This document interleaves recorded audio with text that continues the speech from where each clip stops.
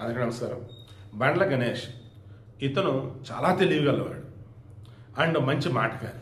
ఎటువంటి మాటకారి అంటే మాటలతోనే ఎదురుడు కడుపు నింపగలడు. అన్న ఆకలి అవుతుందన్నంటే కాసేపు మాట్లాడుకుందాం ఆగు అని మాటలతో కడుపు నింపుతాడని చెప్పేసి కొంతమంది చెప్పారు. ఈవెన్ అతను సినిమాలకు పనిచేసిన వాళ్ళు కూడా పూర్తిగా అమౌంట్ ఇవ్వలేదు, బట్ గుడ్ రేషన్ మెయింటైన్ చేసుకుని కొంతమంది అంటూ ఉంటారు. మనకు తెలియకుండా మాట్లాడుకోవద్దు, బట్ తెలిసింది మాట్లాడుకుందాం. ఏంటది?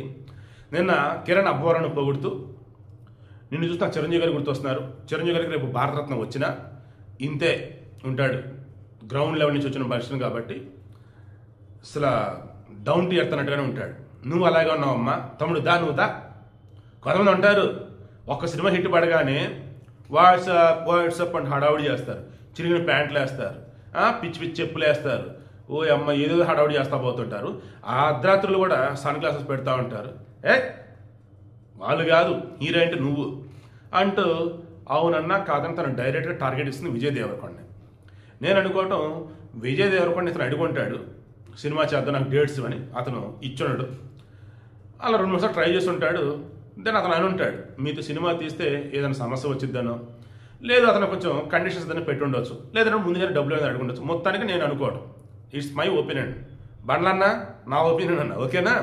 నిజం ఉంటే ఓకే, నిజం లేదనుకో చెప్పు, వీడియో తీసేద్దాం. బట్ ప్రాక్టికల్గా మాట్లాడదాం. సినీ ఇండస్ట్రీలో బండ్ల గణేష్ అంటే చాలా తెలివిగలడు, చాలా జాగ్రత్తగా ఉంటాడు.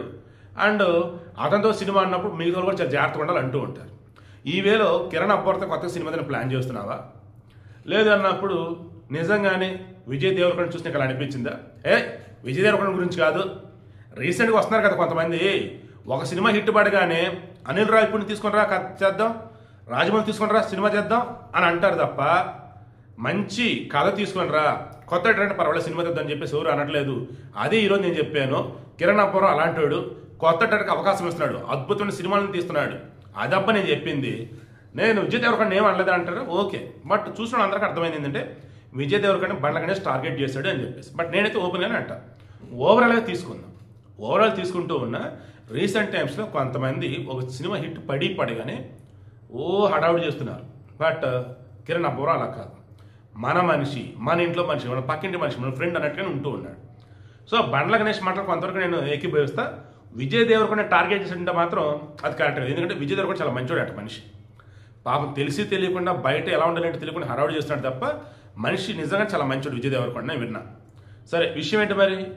బండ్ల గణేష్ మాట్లాడిన మాటలు బట్టి విజయ్ దేవరకొండ నిజమైన కోపం ఉందా, లేదు ఇప్పుడున్న జనరేషన్ సంబంధించి బండ్ల గణేష్ నిజం చెప్పాడా, లేదు కిరణ్ అబ్బవరంతో కొత్త సినిమా ప్లాన్ చేస్తున్నాడా? కింద కామెంట్లో తెలియచేయండి మీకు ఏమనిపిస్తుంది. బట్ ఓవరాల్గా అయితే ఇండస్ట్రీలో ఒకప్పుడు ఉన్న ఒబీడియన్స్, లాయల్టీ ఇప్పుడైతే లేవు అన్నది బండ్ల గణేష్ మాటలో మరలా స్పష్టంగా కనపడేది.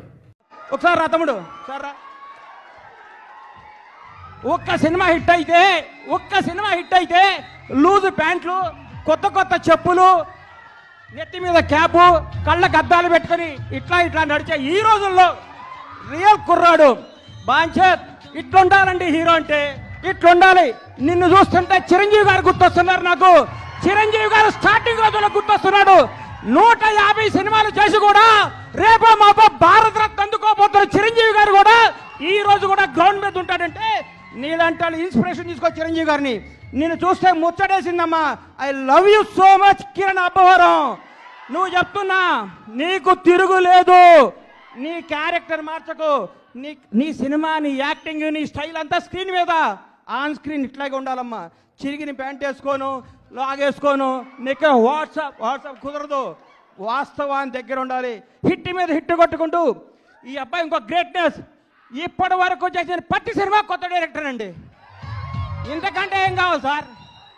ఒక్క సినిమా హిట్ కొడితే లోకేష్ కనకరాజుని తీసుకురా, ఎస్ఎస్ రాజమౌళిని తీసుకురా, సుకుమార్ని తీసుకురా, అనిల్ రావిపూడిని తీసుకురా, ఇంకెవరిని తీసుకొస్తావనే ఈ రోజుల్లో కొత్త కొత్త మట్టిలో మాణిక్యాలు నేర్కొని నిలబెడుతున్నాడు. చూడండి, hats off to Kiran Abbavaram. నేర్చుకోండి కిరణ్ అబ్బవరం చూసి.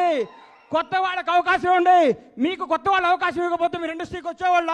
మీరు ఒకరోజు కొత్త వాళ్ళే కదా. గతాన్ని మీరు మర్చిపోకండి. సంవత్సరానికి ఒక డైరెక్టర్ని పరిచయం చేయండి. కిరణ్ అబ్బవరం వరుసగా 6 కొత్త డైరెక్టర్ని పరిచయం చేశాడంటే నిజమైన దమ్మున్నాడు ఈ కుర్రాడు, ధైర్యం ఉన్నాడు ఈ కుర్రాడు, కలేజా ఉన్నాడు ఈ కుర్రాడు. Hats off. Real real hero K ramp.